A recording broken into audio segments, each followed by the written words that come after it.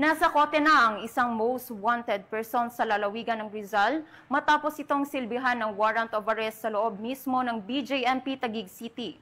Yan ang ibabalita ni Patrolman Mark Lawrence Atencio.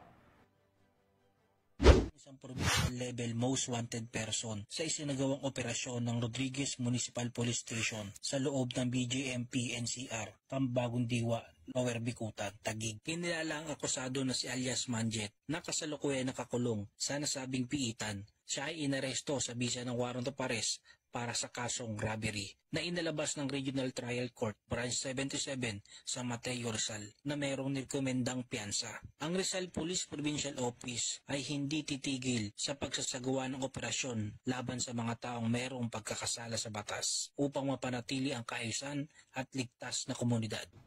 Mula dito sa Calabarzon, ako ang inyong Police News Network Correspondent, Patrolman Mark Lawrence Atencio.